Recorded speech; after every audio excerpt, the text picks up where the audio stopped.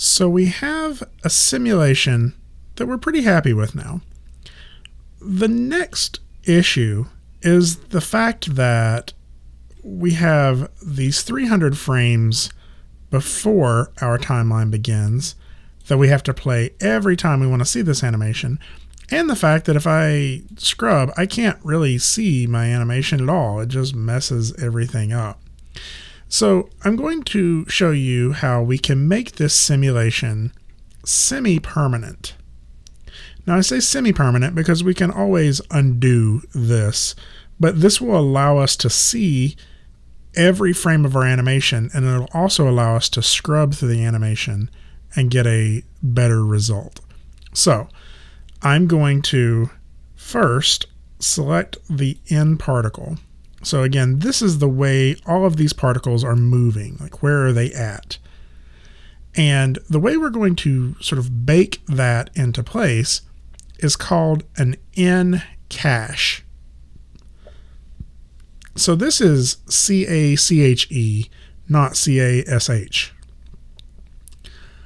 A cache is a file that contains information about location or something like that. You've probably heard it used before in terms of websites. If you save cache files using your browser, then web pages load a little faster.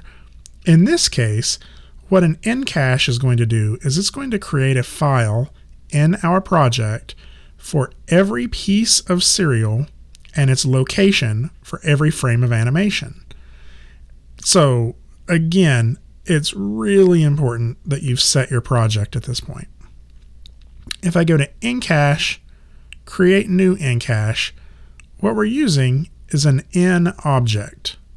So I will choose the options box on that, and you'll see that it's automatically going to my breakfast folder, and it's creating under a cache folder an Ncache base models. I can name this something else if I would like to. But what this is going to do is create one file per frame of animation, and that file will tell Maya where this serial should be at any given frame. So I'm just going to say create, and it will simulate one more time, but this time the results that it gets will stick. I can scrub back and forth and see them.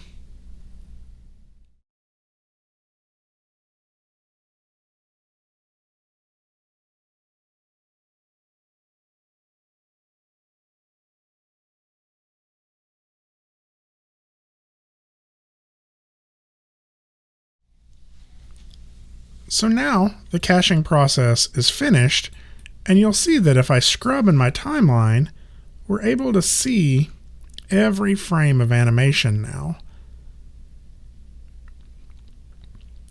This is also helpful because if I want to start playing from frame 0 now, I can, and I can see exactly what my final shot is going to look like from my render cam.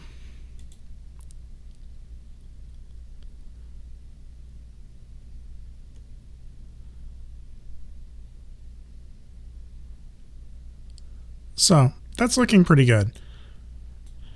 However, notice that if I make any changes to this animation of the serial box, the serial simulation is no longer going to match up.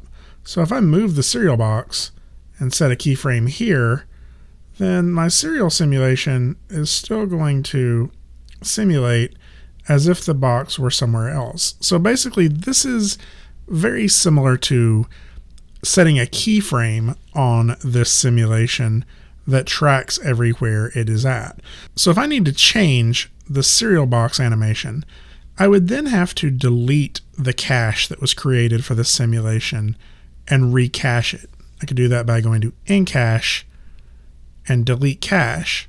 Then I can change the simulation and then create a new cache again to replace the old one.